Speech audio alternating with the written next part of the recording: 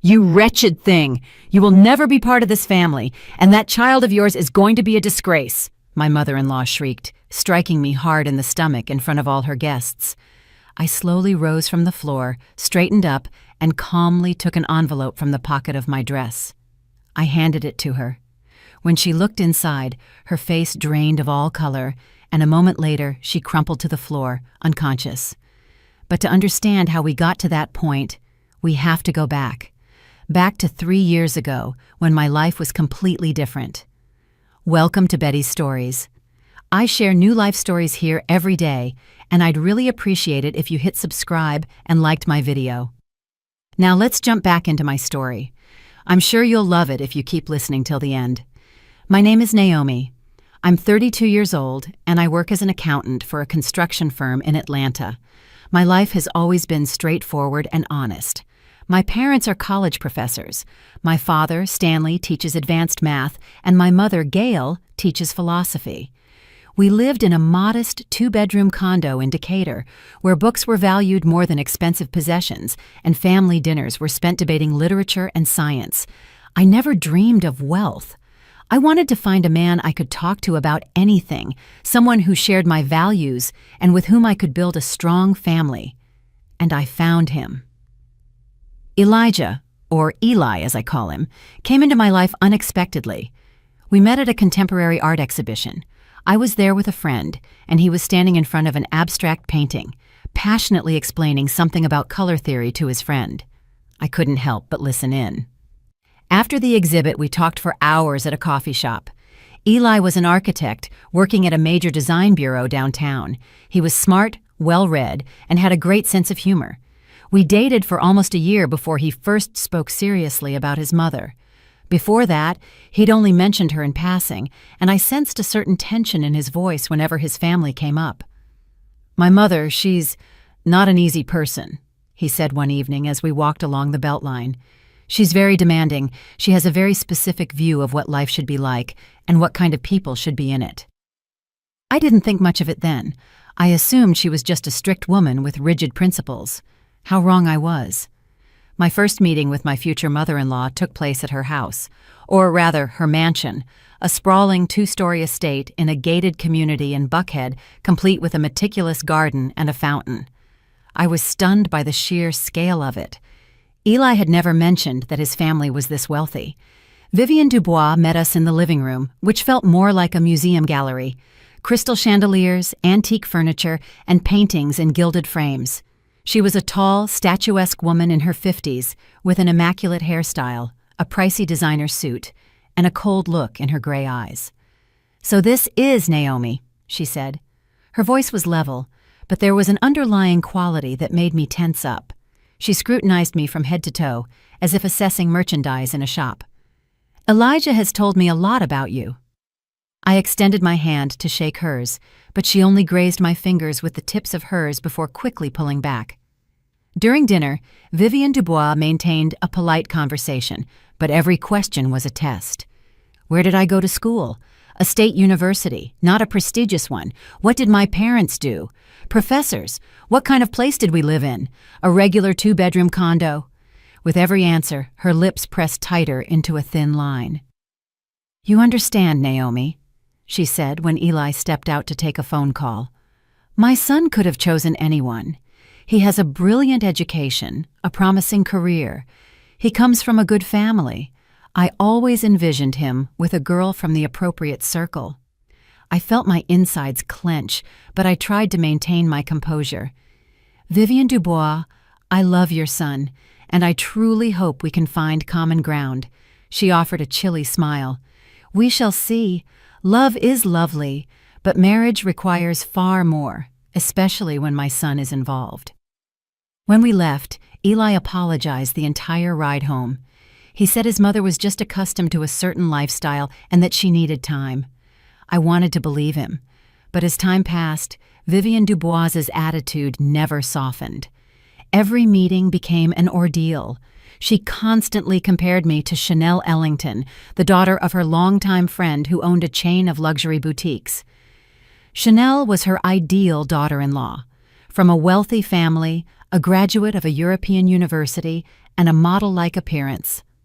"You know, Eli, Chanel just returned from Paris," Vivienne Dubois would announce during one of our family dinners, completely ignoring my presence. "She is so refined now, and Cynthia Price says she's still single. Can you imagine, with her background?" Eli would grow tense, trying to change the subject, but his mother was relentless. She could spend an hour detailing Chanel's achievements, how she understood art, spoke 3 languages fluently, and dressed with such elegance. Later, when Chanel happened to be at the same social event as us, Vivienne Dubois would stage a full performance. She would introduce us, highlighting every one of Chanel's merits and every one of my perceived shortcomings. "Naomi is an accountant," she would say in a tone that made it sound shameful. "And Chanel manages the international purchasing division for her mother's company. That requires such vision, such connections." Chanel would offer a forced smile. I could tell she was uncomfortable with the comparisons. She was a beautiful girl, that was true, but her eyes held a certain emptiness. Talking to her was dull. She only discussed fashion, expensive resorts, and society events. But to Vivienne Dubois, none of that mattered. All that mattered was status, money, and connections. I knew she owned a network of 11 high-end beauty salons throughout the city, each in a prestigious district. The business was profitable, and Vivienne Dubois was proud of her standing in Atlanta society. She was a board member for several major charities, and her photos regularly appeared in the city's society magazines. 18 months into our relationship, Eli proposed. We were sitting on the rooftop of his office building, watching the sunset over the city, and he pulled out a small box with a ring. "Naomi, I want to spend my entire life with you. You are smart, kind, and real. I feel like myself when I'm with you. Marry me." I said yes without a second thought. I loved this man, and I believed that together we could handle any difficulty. When we told Vivienne Dubois about the engagement, her face contorted for a moment, but she quickly composed herself. "Well, congratulations," she said, her voice icy. "Elijah, I need to speak with you alone." They were closed in her study for nearly an hour. I heard their raised voices through the door. When Eli emerged, he was pale and stressed. "Mom thinks we're rushing things," he said quietly. "And what did you tell her?" "That I love you, and we are getting married." But the wedding turned into a nightmare. Vivienne Dubois sabotaged all our plans. We wanted a small, intimate ceremony. She insisted on a lavish affair. We chose a simple venue for the reception. She would book the most expensive restaurant and then cancel the reservation a day before. We looked for a photographer. She hired her own, who, in the end, took pictures in such a way that I wasn't even visible in half the photos. On the wedding day, she showed up wearing a black dress.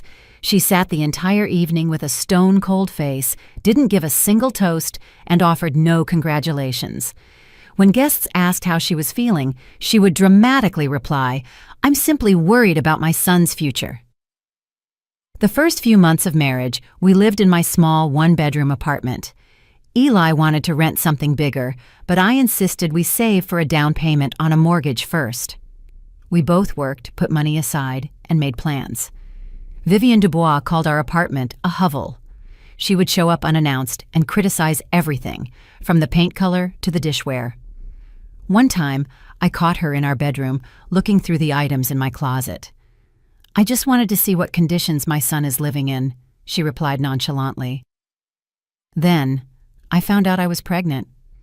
Eli and I were overjoyed. He immediately became protective, bringing me breakfast in bed, accompanying me to every doctor's appointment, and reading books on pregnancy and childbirth.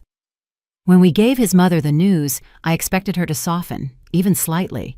After all, this was her grandchild, the continuation of her line.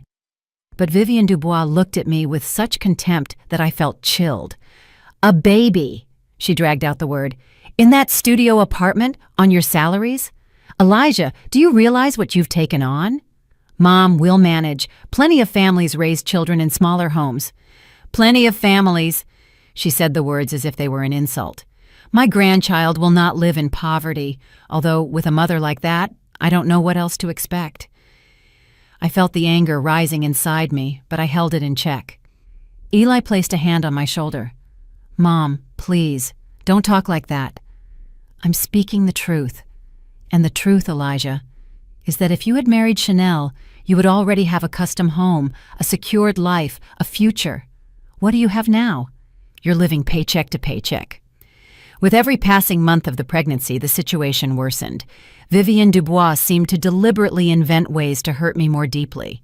She would buy us baby things, only to say in front of everyone, "Of course, these aren't the brands I dreamed of for my grandchild, but what can you do? One has to adjust to the parent's level." She'd invite us to family dinners attended by her high society friends, and she'd find a way to humiliate me every time. "Naomi is a simple girl," she'd say with a sweet smile that never reached her eyes. "She's never even been to Europe. Can you believe it? Elijah took her to the Caribbean, an all-inclusive resort, and she thought that was world travel." Eli tried to defend me, but his mother was a master manipulator. She played the role of the offended mother, the one whom her ungrateful son placed beneath his wife. After every conflict, she would throw a fit, complain about her heart, and dramatically take a pill right in front of Eli. He would soften, apologize, and plead with me to be patient. "Please, Nay, she's my mother. It's hard for her to accept that I've grown up. Just give her time." But time passed, and Vivienne Dubois showed no signs of changing. In fact, the closer the due date got, the more aggressive she became. In my 6th month of pregnancy, I accidentally saw a text exchange between Vivienne Dubois and Chanel Ellington. Eli's mother had forgotten her phone at our place after one of her visits. The screen lit up with a new message. I saw the text. "Chanel, darling, don't worry. I am certain this marriage won't last long. Eli will realize his mistake soon. You need to be ready." I didn't read any further.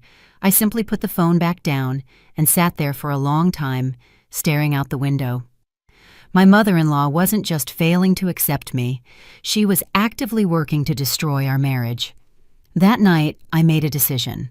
I wouldn't tolerate the humiliation anymore, but I also wouldn't stoop to scenes or hysterics. I would act smarter. A week later, during another visit to her mansion, I excused myself and went to the restroom.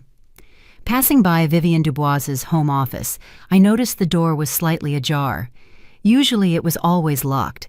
I wasn't planning anything, but something made me pause on the threshold. On the desk lay an open folder of documents. I saw the name of one of her salons and columns of figures. The accountant in me automatically began to analyze what I saw. And what I saw made my heart pound faster. The numbers in the internal reports did not match those in the official documents. The revenue figures were significantly understated. I'd been working long enough to recognize it instantly. This was black market bookkeeping. I quickly pulled out my phone and photographed several pages. My heart was pounding so hard I thought it could be heard throughout the house, but I managed to put the documents back and exit the office before anyone noticed. I spent the next week studying financial legislation. I consulted with an attorney who specialized in tax law, a friend of my father's, and showed him the photos. His verdict was unequivocal. If these documents were genuine, Vivienne Dubois was engaged in felony tax evasion. She was facing not only a massive fine, but real prison time. I gathered evidence slowly, methodically. I found ways to access other records. Vivienne Dubois was so confident in her invulnerability that she didn't bother to hide her tracks well. She had connections. She thought she was untouchable. But she didn't have proof against me, and I had proof against her. Eli knew nothing. I couldn't tell him. He loved his mother despite all her flaws. It would have torn him apart. But I swore to myself, if she dared to humiliate me one more time, I would use everything I had collected. And in my 7th month of pregnancy, Vivienne Dubois invited us to a large fundraiser at her home. She said it was a charity gala, that important people would be there, and she wanted the whole family present. I didn't want to go. I felt exhausted. My stomach was large, my feet were swollen, but Eli pleaded, "Please, Mom is trying to fix things." He was so naive. He still believed she would change. The mansion was packed with guests, the city's elite, business leaders, public figures. Vivienne Dubois was radiant, accepting compliments and demonstrating her success. I sat in a corner, feeling out of place in my simple black maternity dress. All the other women were in evening gowns with expensive jewelry and flawless makeup. About an hour into the reception, Vivienne Dubois approached me. Beside her were three of her friends, equally groomed, polished ladies with condescending faces. "Naomi, darling," she cooed. Her voice was as sweet as honey, but I had learned to hear the venom beneath the sugar.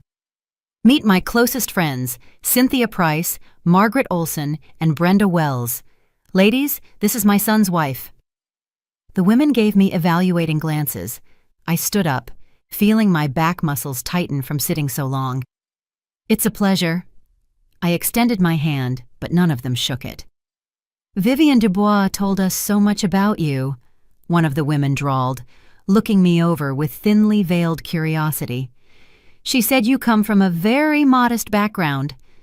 "My parents are professors," I replied evenly.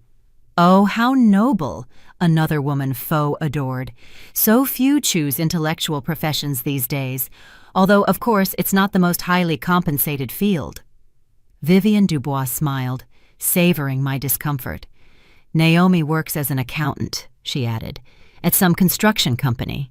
Of course, Eli could support his family entirely, but Naomi insists on working, so independent."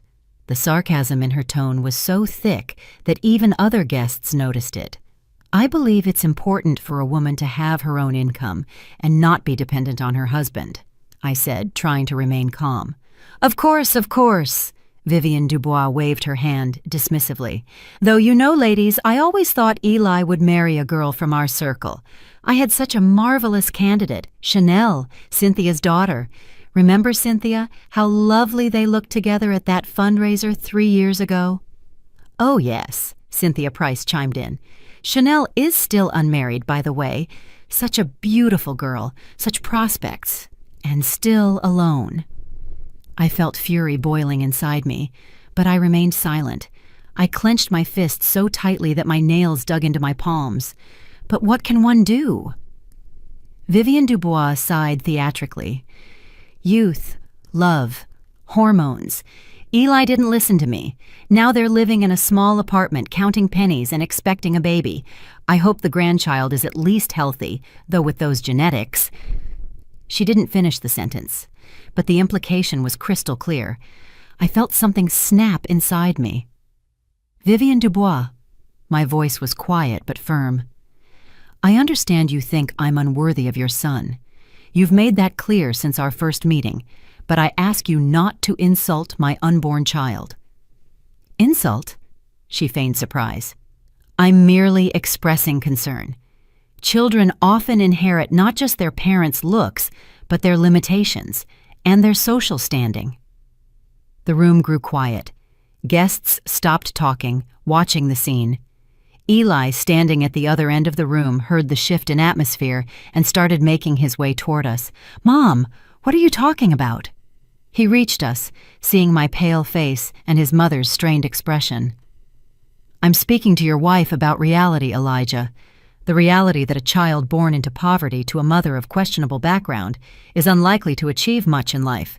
It's statistics, darling." "Stop it, now!" Eli raised his voice, and more heads turned. But Vivienne Dubois couldn't stop. Years of suppressed contempt burst forth. "You married a pauper, Elijah. She and her little family latched onto you for your money, for your connections, for the advantage. You are too blind to see it, and now she's going to give you a child, the same kind of loser as herself." The room froze. Everyone was staring at us. I felt my hands trembling, my throat tightening with indignation and rage. Vivienne Dubois took a step toward me. Her face was distorted with malice. "You wretched thing! You will never be part of this family, and that child of yours is going to be a—" She swung her arm and struck me in the stomach. A sharp, piercing pain. I doubled over, clutching my abdomen, and fell to the floor. Gasps erupted around us, and someone screamed. Eli rushed toward me, but I was already pushing myself up, gripping the edge of a nearby table. Slowly, very slowly, I straightened. I looked at my mother-in-law, who stood there, her face contorted with fury, breathing heavily. and I calmly took an envelope from the pocket of my dress. The envelope I had carried with me for the past 2 weeks, waiting for the perfect moment. I extended it to Vivienne Dubois. "This is for you." My voice was steady, cold. "I think you'll find the contents interesting." She snatched the envelope, tore it open, pulled out the documents, and began to read. I watched as the color slowly drained from her face, how her eyes widened, how her hands trembled as they held the papers. They were copies of the notice from the IRS regarding the launch of a major audit into her salons. Copies of the complaint filed with federal authorities regarding suspicions of felony tax evasion in the amount of over $2.5 million, and copies of the photographs of her fraudulent accounting, the very ones I took in her home office. Vivienne Dubois looked up at me. Her eyes were filled with shock, horror, and terror. How dare you?" But she couldn't finish her sentence. She stumbled, the documents fell from her hands, and she collapsed onto the floor, unconscious. Panic erupted in the ballroom. Someone was shouting for a doctor or calling 911. My mother-in-law's friends fussed frantically around her body. Eli looked at me, confusion in his eyes, but I stood there calmly, one hand resting on my stomach where his mother had just hit me. And for the first time in 3 years, I felt that control was in my hands. The paramedics arrived in under 15 minutes. They revived Vivienne Dubois, checked her blood pressure and pulse. She opened her eyes, and the first thing she did was look at me. The hatred in her gaze was chilling. You, she croaked, trying to get up. The paramedics restrained her, trying to calm her down. The guests were leaving, murmuring amongst themselves. The charity gala had turned into a scandal that would be the talk of Atlanta by morning. Eli took my hand. "We need to leave. Right now." We walked out of the mansion under the stunned gaze of the remaining guests. A heavy silence settled in the car. Eli drove, gripping the steering wheel so hard his knuckles were white. "What was that, Nay?" he finally asked, once we were a safe distance away. "What documents did you give her?" I took a deep breath. I knew this conversation was inevitable. "Your mother is running a double set of books in her salons. She's evading taxes. I accidentally saw the documents 2 months ago when I was at her house. I gathered evidence and filed a complaint with the IRS and the federal authorities." Eli slammed on the brakes. He pulled over, turned off the engine, and faced me. "What have you done?" His voice was shaking. "That's my mother, Nay. How could you?" "How could I?" I felt a surge of adrenaline and fury. "Eli, your mother just struck me in the stomach. Me, 7 months pregnant. She called me a wretched thing in front of all her friends, said our child would be a disgrace. And you're asking how I could? File a police report? Nay, that's a crime." "Yes, it is a crime," I raised my voice. "Her crime. She broke the law for years, cheated the government, and didn't pay taxes. I merely provided evidence to the law enforcement agencies. It was my civic duty." "That was revenge," he said quietly. "That was justice," I countered. "And self-defense. Eli, I put up with it for 3 years. I put up with the humiliation, the insults, the condescension. I stayed silent when she compared me to other women, when she tried to ruin our wedding, when she called our home a hovel. I swallowed all of it for you, for our marriage. But when she raised her hand against my child, our child, I had every right to protect myself." Eli was silent, staring out the windshield. I could see the muscles in his jaw working. "You should have told me. And what would you have done? You would have asked me not to hurt your mother. You would have begged me to give her another chance. Eli, you've given her chances your whole life. She still treats people like dirt." He turned to me sharply. "She is my mother. And I am your wife. And this is our child." I placed my hand on my belly. "Who do you choose, Eli? The woman who just assaulted your pregnant wife? Or your family?" The silence stretched long. I watched him struggle, torn between his duty as a son and his duty as a husband. Finally, he let out a weary sigh. "Let's go home." We drove the rest of the way in silence, At home, Eli immediately went to shower, and I sat on the sofa, still trembling from the stress. I checked my phone. Over 20 missed calls, all from my mother-in-law and her relatives. I muted the phone. When Eli emerged, he looked exhausted. He sat next to me and was silent for a long time. "I need time to process this," he finally said. "It's too much. I didn't expect things to turn out this way." "I understand," I replied. "But know this. I don't regret what I did. And if I had to choose again, I would do the same thing, because protecting my family from toxicity is the right thing to do." That night, we slept on opposite sides of the bed. I couldn't sleep for a long time, the events of the evening replaying in my mind. My hand rested on my stomach, and I felt the baby kicking inside. "Everything will be fine," I whispered. "I will protect you from everyone." In the morning, my mother called. It turned out one of the guests from the fundraiser knew my parents and had already told them about the scandal.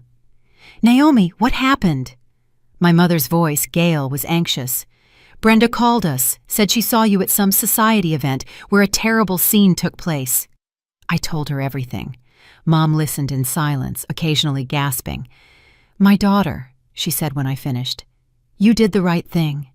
No one has the right to lay a hand on a pregnant woman. No one. And the fact that you collected evidence of her fraud is not revenge. It's upholding the law. Let Eli struggle, but he needs to understand that his mother is entirely to blame." The conversation with my mother calmed me slightly. Dad, Stanley, also got on the phone and said he was proud of me. "You showed character, my Naomi. Not every woman is capable of standing up for herself the way you did." 3 days later, the police came. 2 investigators and official witnesses. They presented a warrant to search Vivian Dubois's Buckhead mansion. Eli was at work, and I didn't call him. I knew he was suffering enough. The investigators were polite but thorough. They confiscated my mother-in-law's computer, folders of documents, flash drives, and even some notebooks. The entire search was videotaped. Vivian Dubois sat on the living room sofa, pale and looking 10 years older. When the investigators left, she called Eli. I overheard their conversation. He put it on speaker. "Elijah, my son, I need your help." Her voice was plaintive, unlike anything I had ever heard. "Your wife set me up. This is all lies, a provocation. I need a good lawyer. I need money to pay him." "Mom, I can't." "How can you not? I'm your mother. I gave birth to you, raised you, gave you everything." "Mom, you hit my pregnant wife. You called her the foulest names in public, and you genuinely broke the law. This is your choice, your responsibility." "Elijah!" Her voice grew hysterical. "You're choosing this cheap girl over your own mother?" "I am choosing my family, and I'm asking you not to call me again." He hung up the phone. I saw his hands trembling, his jaw clenched. I walked over and hugged him. Eli pulled me close and quietly said, I'm sorry I didn't protect you sooner. I'm sorry I was weak." "You're not weak," I answered. "You just love your mother. That's normal. But sometimes loving someone means letting them face the consequences of their actions." The following weeks were difficult. Eli's relatives attacked us with calls and messages, aunts, uncles, cousins, all demanding that I drop the complaint, accusing me of destroying the family and betrayal. Aunt Carol, in particular, was relentless. She drove to our apartment, pounded on the door, and screamed through it, "Come out, Snake! You ruined your mother-in-law's life! How do you sleep at night?" I didn't open the door. I called the police and filed a report for harassment. The visits stopped, but the online bullying started. Someone in the family posted my photo on social media with the caption, "This woman turned her mother-in-law over to the police." Comments poured in, some supportive, others accusing me of cruelty and calculation. Eli deleted all his accounts. I made mine private. We essentially hid from the outside world, protecting our small island of peace. I regularly saw my doctor. After that blow to the abdomen, I was plagued by fears that something was wrong with the baby. But the doctor reassured me, "The baby is fine, Naomi. The heartbeat is excellent, development is on schedule, but you need rest, avoid stress." Easy to say, avoid stress, when your mother-in-law is under investigation and you are the main witness for the prosecution. A month after the search, Vivienne Dubois was called in for questioning. Her lawyer was with her, but it did little good. The investigation had built an extensive case. It turned out her fraud was even more massive than I had thought. She had not only underreported revenue, but also paid employees partly under the table, failed to officially register many of them, and used shell companies to register property. The total amount of loss to the state exceeded $23 million. This was no longer a civil case. It was a major criminal felony, large-scale, organized scheme, and long duration. Vivienne Dubois was released on her own recognizance, which meant she couldn't leave the city until the investigation concluded. Authorities also froze her accounts and assets. News of this spread quickly through Atlanta, as Vivienne Dubois was a well-known figure in local business circles. Newspapers wrote about the high-profile tax evasion case. TV stations ran segments. Her former friends, those same society ladies who were at the ill-fated fundraiser, now distanced themselves from her. "We had no idea," they were quoted as saying. "She always seemed like a respectable woman. We are shocked by what happened." Hypocrisy in its purest form. My mother-in-law tried to contact Eli through her lawyer, sending messages that she wanted to meet, talk, and explain. But Eli refused. He had made his choice, and it hadn't been easy for him. I saw how much he suffered. At night, he would often wake up, sitting in the kitchen for a long time, staring out the window. One night, I found him there at 3 a.m. with a cup of cold tea. "Can't sleep?" I sat down next to him. "Thinking about Mom," he said, looking at me with tired eyes. "She wasn't always like this. When I was a kid, she was different, caring, attentive. Dad died when I was 12. Mom was left alone and built that business from scratch. I guess something broke in her then. She became hard, obsessed with money and status." "Eli, hard circumstances don't justify bad behavior." I took his hand. "Many people lose loved ones, go through difficulties, but they don't become cruel. Your mother made a choice to break the law, a choice to humiliate people, a choice to value money more than human dignity. I know, rationally I understand, but she's still my mother. And it's okay to love her no matter what. But loving her doesn't mean letting her destroy your life. It doesn't mean sacrificing your own family for her whim." He nodded, but I could see it was still difficult for him. The investigation continued. I was called in for questioning several times as a witness. I recounted how I found the documents, exactly what I saw, and how I gathered the evidence.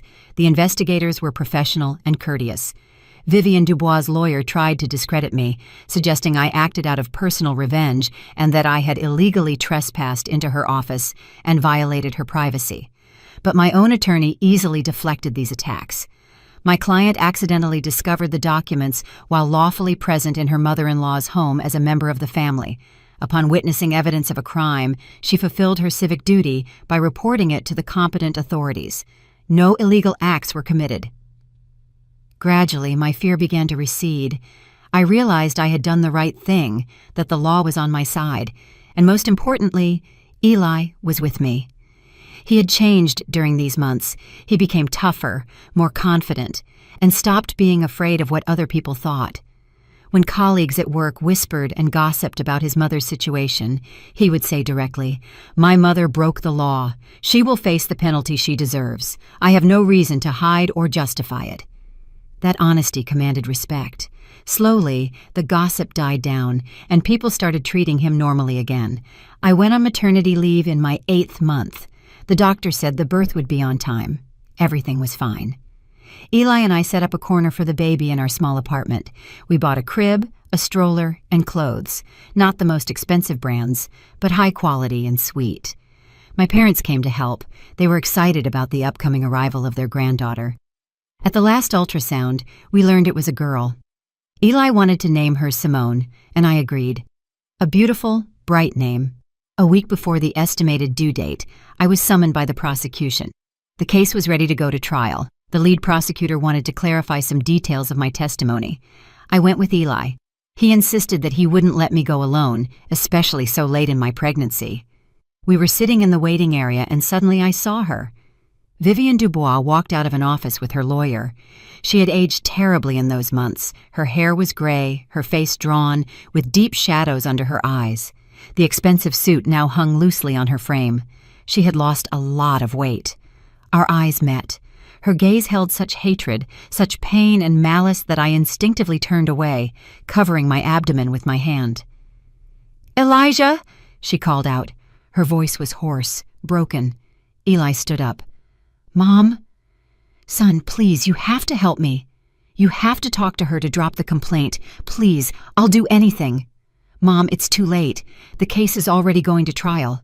But she can say she made a mistake, that she misunderstood." "Mom, you genuinely ran a double set of books. That is a fact. The prosecution has all the evidence."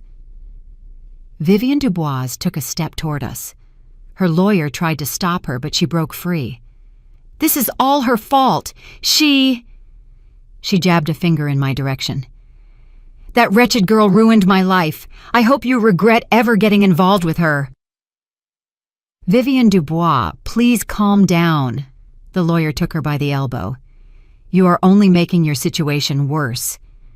Eli stepped forward, shielding me. "Mom, leave now." The steel in his voice surprised even me. Vivian Dubois recoiled, then spun around and quickly marched toward the exit, hunched over and shuffling her feet. The lawyer nodded an apologetic goodbye to us and hurried after her. I let out a breath. My hands were shaking. "It's okay." Eli put his arms around my shoulders. "She can't hurt you anymore." The questioning went quickly. I confirmed my statements and signed the protocol. The prosecutor said the trial was scheduled for the following month. "You will be needed as a witness," he explained, "but given your condition, the court may allow you to testify via video link or in a modified procedure." "I want to be present in person," I said firmly, "if, of course, the baby hasn't arrived by then." Eli squeezed my hand.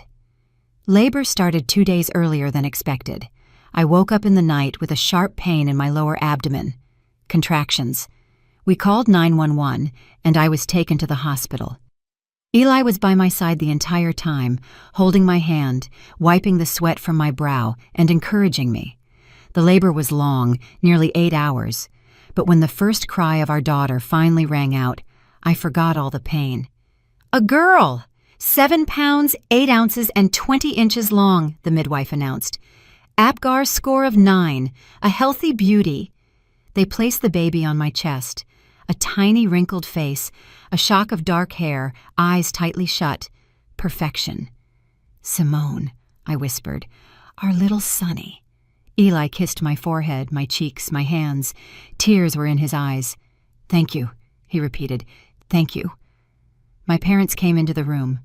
Mom was crying with happiness. Dad couldn't take his eyes off his granddaughter. "She looks just like you at that age," Mom said, examining Simone. I thought about my mother-in-law's curse. The baby will be a disgrace, and here she was, a perfectly healthy, beautiful girl. No curses, only love and happiness. Eli decided not to inform his mother about Simone's birth. "I don't want her to know," he said, "at least not until the trial is over." I understood him. Vivian Dubois might use the news of her granddaughter for manipulation, to try to make her son feel guilty. We didn't need that. The trial began a month after Simone was born. I was breastfeeding, so I brought the baby with me. My mother came along to stay with Simone in the hallway while I gave my testimony. The courtroom was packed. Journalists were there. The case was highly publicized. Vivian Dubois's relatives sat in the front rows, throwing hostile glances my way. I stood straight, not lowering my gaze. Vivian Dubois sat at the defense table with her lawyer. She was in a severe dark suit, her hair pulled back in a bun. She maintained a look of dignity, but I could see her hands shaking. The judge read the charges, a long list of felony counts, including tax evasion on a major scale, unlawful business practices, and document forgery. Each count carried a maximum sentence of up to 6 years in prison. The witness questioning began. Employees from the beauty salons were called first. They described receiving part of their pay in cash envelopes, how they were instructed to be silent during inspections, and how the real revenue was triple the official amount. Then the IRS investigator testified, explaining the fraud schemes in detail, showing documents, and comparing figures. Then it was my turn. I stood up, walked to the witness stand, placed my hand on the Bible, and swore to tell the truth. I sat down. The prosecutor asked questions clearly and to the point. I recounted how I discovered the documents, exactly what I saw, how I consulted with an attorney, and how I gathered additional evidence. "Tell us, witness," the prosecutor asked, "what was your motivation for reporting this to the law enforcement authorities?" I looked directly at Vivian Dubois. "I was protecting my family. The defendant systematically humiliated me, insulted me, and tried to destroy my marriage. The culmination was the evening when she physically assaulted me, a 7-month pregnant woman, in the abdomen and cursed my unborn child. At that moment, I realized I could not tolerate it any further, and I used the only lawful means I had." Vivian Dubois' lawyer jumped up. "Objection! The witness is attempting to justify her actions as personal revenge." "Overruled," the judge said calmly. "The witness's motivation does not change the fact that the defendant committed a crime. Proceed." The defense attorney began his cross-examination, trying to nitpick the details and find contradictions. But I was prepared. I answered clearly without emotion, relying only on the facts. "You entered the defendant's private office without her permission." "I was in my mother-in-law's house as a member of the family, at her invitation. The office door was open. I accidentally saw documents on the table." "You photographed private papers." "I photographed documents containing evidence of a crime. Under the Constitution, every citizen is obligated to report crimes that have been or are about to be committed." The lawyer changed tactics, but I remained firm. Finally, the judge dismissed me, and I returned to the hallway where my mother and Simone were. The baby was sleeping peacefully in her stroller, cooing softly. I picked her up and held her close. This was my reward, my reason to fight. The trial lasted 3 days. Experts, accountants, and more witnesses were called. The picture that emerged was complete and damning. Vivian Dubois had cheated the government for years, misappropriating millions that should have gone to schools, hospitals, and roads. At the final session, the defendant herself took the stand. She stood up straight. "I admit that I made mistakes in running my business." Her voice was firm, yet tinged with bitterness. "But I will never forgive the one who ruined my life out of revenge. That woman," she nodded toward me, "infiltrated my family, deceived my son, and destroyed my business, my name, and now she plays the heroine. But I know the truth. She is a calculating, cold-blooded snake." The judge banged his gavel. "Defendant, stick to the subject. Your personal relations with family members have no bearing on this case." Vivian Dubois sat down, her lips pressed tight. The judge retired for deliberation. We waited for almost 2 hours. Finally, the verdict was announced. The defendant is found guilty of felony tax evasion. Sentencing is determined to be a period of incarceration of 4 years in a federal minimum security facility. The defendant is ordered to pay restitution to the government in the amount of $23 million. The defendant's assets will remain frozen until the debt is fully satisfied. Vivian Dubois turned pale. Her relatives leapt from their seats, shouting. Security called for order. The lawyer was speaking to his client, but she wasn't listening. She just sat there, staring into the void. I stood up and headed for the exit. Eli put his arm around my shoulders. My mother pushed Simone's stroller. We walked out of the courthouse amid camera flashes and the shouts of journalists. "Naomi, are you satisfied with the verdict? Do you plan to communicate with your mother-in-law after her release? Do you regret your actions?" I stopped and turned toward the cameras. "Justice has prevailed," I said. "I regret nothing." And we walked on without looking back. 6 months passed after the trial. Vivian Dubois was serving her sentence somewhere in the region. Eli and I tried not to think about her, to live our own lives and raise our daughter. Simone was an amazing baby, calm, cheerful, and curious. At 5 months, she was already rolling over. At 6, she could sit with support. The doctors said her development was excellent, with no delays. Every time I looked at her healthy, rosy face, I remembered my mother-in-law's curse and smiled. No wicked words had power over our little girl. Eli and I moved into a 2-bedroom apartment. We didn't buy it, we rented. The price was high for our budget, but we needed more space. One room became the nursery, the other our bedroom. A small kitchen, a single bathroom. Nothing extravagant, but it was our home, clean of toxic memories. I started working remotely. My company allowed me to work from home, handling reports, checking documents, and consulting with colleagues online. This allowed me to be with my daughter and bring in an income. Eli got a promotion at his design bureau and was now managing a department. His salary increased, but we still lived modestly, saving every month for the future. "We're saving for that down payment," Eli would say, looking through apartment listings. "Another year or so, and we can get a mortgage." My parents helped as much as they could. Mom would visit several times a week, watching Simone while I worked. Dad would bring groceries, fix things around the house, and play with his granddaughter. Their support was invaluable. We tried not to mention Vivian Dubois, but sometimes it was impossible. Aunt Carol, my mother-in-law's sister, continued to call Eli, demanding that he visit his mother in prison. "Eli, she's your mother! How can you abandon her in a place like that?" "Aunt Carol, Mom chose her path. I am not obligated to pay for her crime." "But she's suffering. She lost everything." "She lost what she earned dishonestly, and she almost physically harmed my pregnant wife. I'm sorry, but I've made my choice." After such conversations, Eli would be gloomy all evening. I saw how hard it was for him, but he stood his ground, and I was proud of him. Vivian Dubois's property was sold at auction. The mansion was bought by a couple of entrepreneurs. Her cars went to a collector. The antiques, paintings, and furniture were all sold off. The money went to pay off her debt to the government and the fines. The beauty salons were sold to another chain. The new owners rebranded them and changed the concept. There was no trace left of Vivian Dubois's empire. Simone turned 1. We held a small celebration at our apartment with only the closest people. My parents, 2 of Eli's friends with their wives, and my childhood friend. We baked a cake, blew up balloons, and gave the baby developmental toys. Simone laughed, clapped her hands, and tried to blow out the candle on the cake. "Look what a beauty she's grown into," Mom said, kissing her granddaughter. "Our clever girl." Eli put his arm around my shoulders. "We made it," he whispered. "We did," I agreed.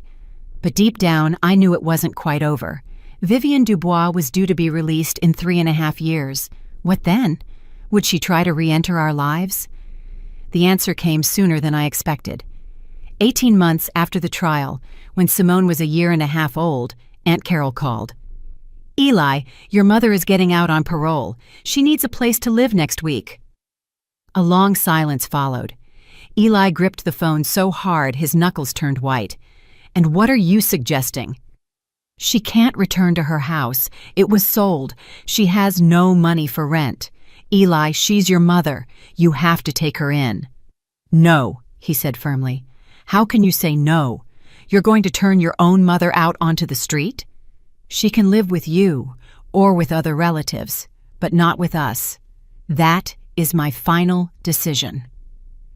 Aunt Carol screamed into the phone for a long time, but Eli simply hung up. "Are you sure?" I asked. He looked at me, then at Simone, who was playing with blocks on the carpet. "Absolutely. I will not let her into our daughter's life. I don't want Simone growing up under that toxic influence. Mom never apologized, never admitted she was wrong. She still sees herself as the victim. People like that don't change." We lived in tension for a week, expecting Vivian Dubois to try to contact us, but there were no calls. Then I saw her. Simone and I were walking in a park near our apartment. It was a beautiful fall day. Golden leaves, warm sun. Our daughter was running along the paths, collecting acorns, laughing. I walked beside her, holding her hand, and suddenly I saw a familiar figure on a bench, Vivian Dubois. She looked entirely different, aged, stooped, wearing a cheap jacket and faded jeans. Her hair was cut short and gray, and her face was lined with deep wrinkles. Nothing remained of the majestic, polished lady she used to be. Our eyes met. She rose from the bench and took a step toward us. "Naomi." I stopped, instinctively pulling Simone close. My daughter buried her face in my skirt, sensing my tension. "Vivienne Dubois?" She looked at Simone with a hungry, painful gaze. "Is that my granddaughter?" "No. This is my daughter. Eli doesn't want to see me. He won't pick up the phone. I tried to come to your apartment, but the doorman wouldn't let me in." "He made the right choice." Vivienne Dubois took another step. "Please, I just want to see her. She's my blood." "You lost the right to call her yours the moment you struck me when I was pregnant and cursed my child." Her face twisted. "I was angry. I wasn't thinking." "You were thinking. You always think everything through. You wanted to hurt me, and you succeeded. But now, the consequences have caught up to you. And that is justice." "Justice?" Her voice became hysterical. "Is it justice that I lost everything, my home, my business, my reputation? That I spent a year in hell where I was treated like a criminal? You were a criminal. You broke the law for years." "Because of you!" she shouted, and several passers-by turned their heads. "It's all because of you! If it weren't for you, Eli would have married a decent girl. He would have had a good life." Simone was frightened and began to cry. I picked her up and held her close. "Vivienne Dubois, step away from us. Now." "Or what? You'll go to the police again? Ruin my life again?" "I will protect my daughter by any means necessary. If you don't leave right now, I will call the police." She stared at me with a long look full of hatred and despair. Then she spun around abruptly and shuffled away, hunched and dragging her feet. I stood there, comforting the crying Simone, my hands shaking. This wasn't a victory, it was simply a sad necessity. That evening, I told Eli about the encounter. He went pale. "She's looking for us. This is serious. What do you want to do?" He was silent for a long time, staring out the window. "I need to meet with her. One time. To put a final end to it."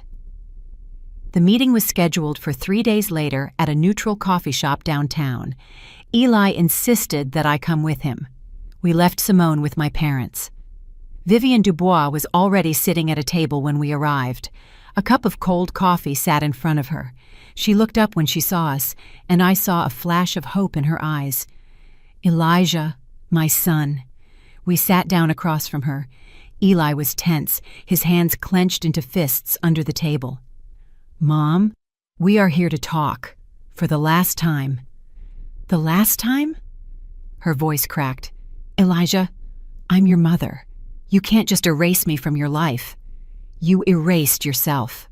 When you hit my pregnant wife, when you humiliated her for years, when you broke the law, I made a mistake."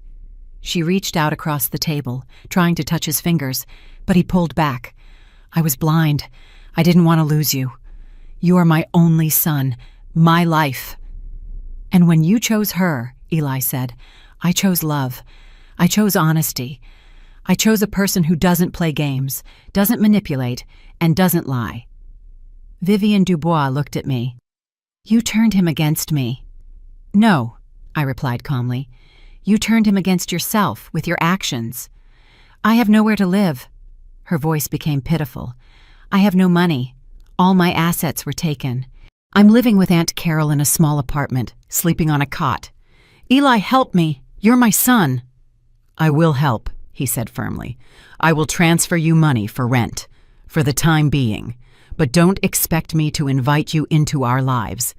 "But the granddaughter! I want to see my granddaughter. She's my blood." "No," Eli shook his head. "Simone will not know you. I don't want her growing up under your influence. I don't want her to see how you treat her mother. I don't want you to poison her childhood with your complexes and manipulations." Vivienne Dubois turned white. You are depriving me of my grandchild." "You deprived yourself of her," Eli said. The moment you struck my pregnant wife in the stomach and wished my child would be a disgrace. Do you remember those words, Mom? I do. They are burned into my memory, and I will never forgive you for them. I was angry. I wasn't in control. An adult is responsible for their words and actions. You were always a master of control. You controlled me my entire life. But now, for the first time, the control is mine, and I choose my family, my wife and my daughter. And you will forever remain in the past. Vivienne Dubois covered her face with her hands. Her shoulders shook, but I felt no pity. She was crying over the loss of control, the loss of power, not over the pain she had caused. Mom, I will transfer you $4,000. Eli stood up. That will cover a few months' rent and expenses. After that, you are on your own. Find a job, rebuild your life, but without us. Goodbye. He took my hand, and we walked toward the exit. Vivienne Dubois called out to us, Elijah, son, please! But he didn't look back. We stepped outside, and he hugged me tightly. It's over. His voice was hoarse. I'm free. We're free, I corrected him. He kissed me on the temple. Thank you for being stronger than me. Thank you for protecting us both. Another year passed. Simone grew up, becoming a true little personality, talkative, funny, and curious. She loved books, drawing, and dancing. We enrolled her in a children's development center where she engaged with other kids. Eli received another promotion. He was now the deputy director of the design bureau. His salary increased significantly. We continued to save, living modestly, but we could see the light at the end of the tunnel. I returned to the office part-time. Simone went to a preschool in the mornings, and it did her good. She became more social and made her first friends. My parents were happy watching their granddaughter grow. Dad taught her to count to 10. Mom read her bedtime stories. We often gathered on weekends and holidays, our small, strong family. We hadn't heard from Vivienne Dubois again. Aunt Carol stopped calling after that coffee shop meeting. Sometimes I wondered how my mother-in-law was, but they were fleeting thoughts without regret. Another 6 months later, we finally saved enough for the down payment and started looking for an apartment. We viewed dozens of options. The neighborhood wasn't right, the layout was wrong, or the price was inflated. And finally, we found it. A 2-bedroom condo in a new development in the outskirts of the city.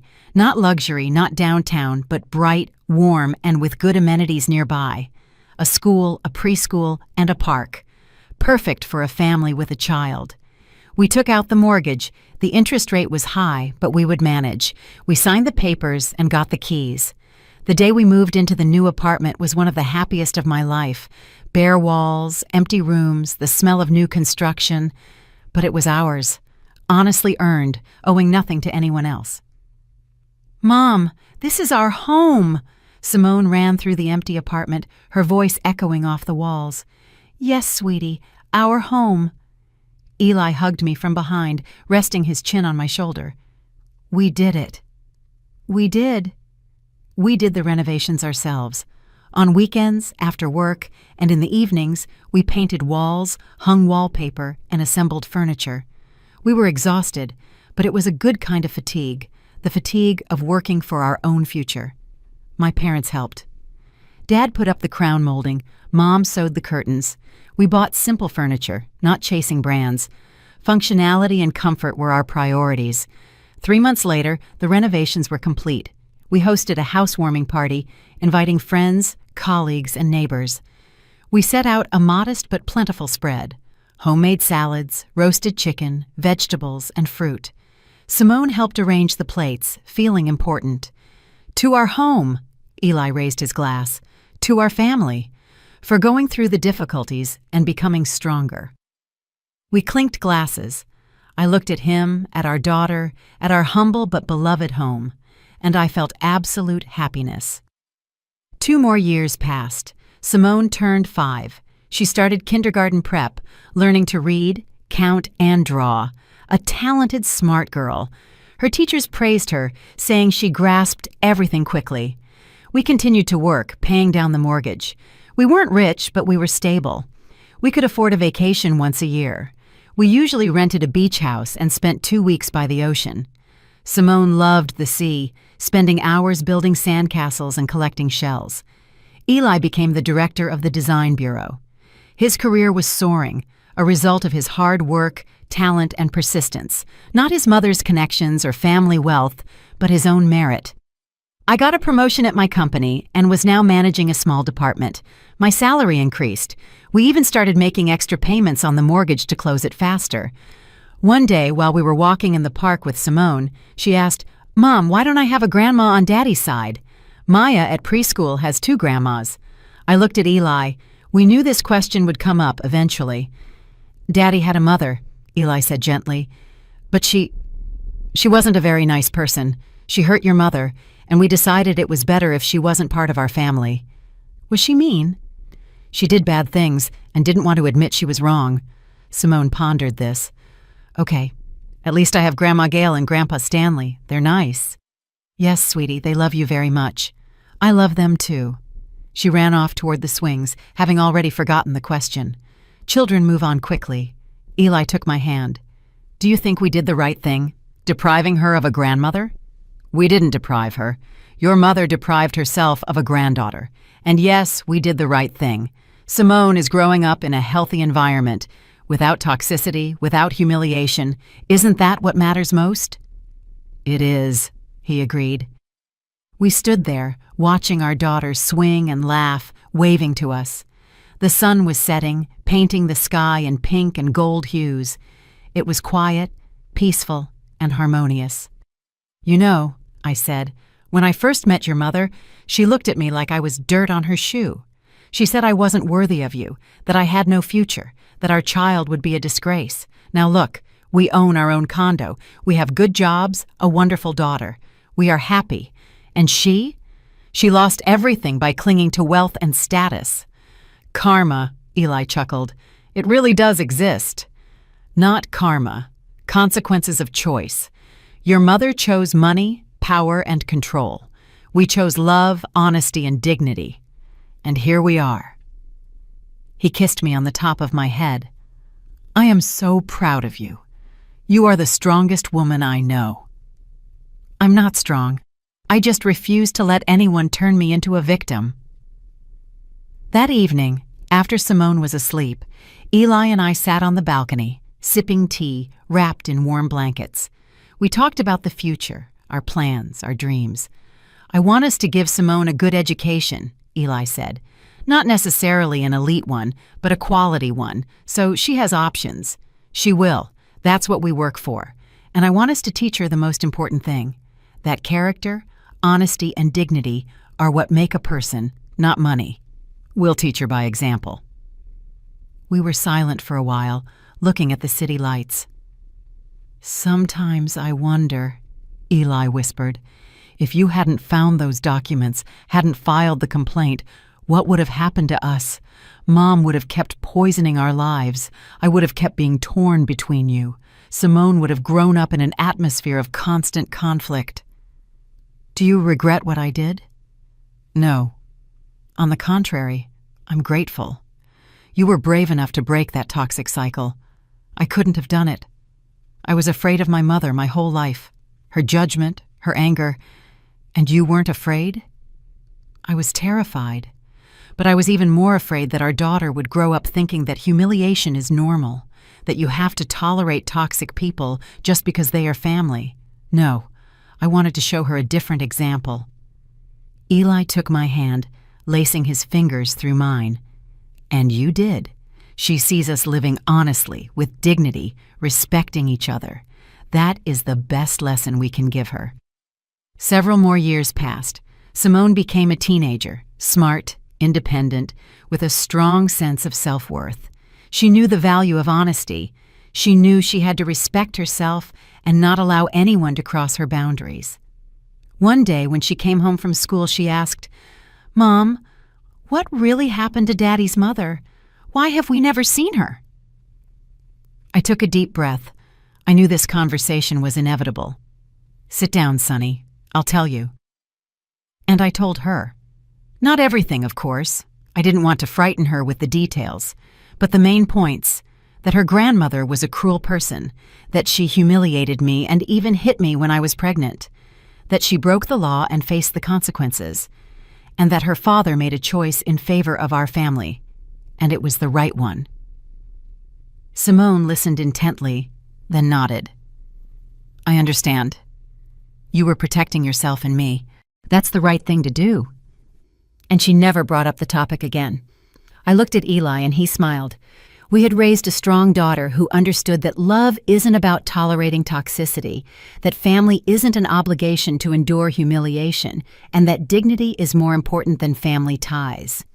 Now, many years after that ill-fated evening, I sometimes remember the moment I stood before my mother-in-law with the envelope in my hands, the moment she collapsed unconscious, seeing the proof of her crimes. And I feel neither guilt nor regret, only the satisfaction of having made the right choice.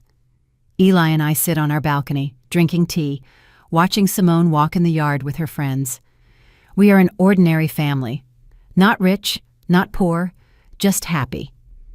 You know, I tell my husband, your mother wanted you to marry a wealthy girl from her circle, to have a huge mansion, status, and connections. And what did you get instead? Love, he answers without hesitation. A family, a home we built ourselves, a daughter who is growing up healthy and happy, freedom from toxicity, self-respect. Do I regret it? Not for a second. He kisses me, and I smile. We saved each other. Together we walked through the fire and built a life we are proud to tell our daughter about. Somewhere else, in another city, Vivienne Dubois lives on, lonely, without wealth, without power, without family. She made her choice long ago. She chose money over people, status over love, and control over respect. And we made a different choice, and this is the result. Simone runs up to us, laughing, telling us something funny. Eli puts his arms around both of us. I feel their warmth, their love, and I know for certain we won. Justice prevailed. Not fairy tale justice, but real, human justice, where everyone gets what they deserve, where toxicity is punished and dignity is rewarded. And that is the best ending I could have imagined. I'm really glad you're here and that I could share my story with you. If you liked it, show me by liking the video and subscribing to my channel. Let's see how many of us there are. Write in the comments which city you're watching from and what time it is. I'm so curious to know where all you wonderful people are tuning in from. If you want to support me a little extra, you can also send a small donation. I share new life stories for you every single day. And now, 2 of my most popular stories will pop up on the screen so you can choose what to watch next.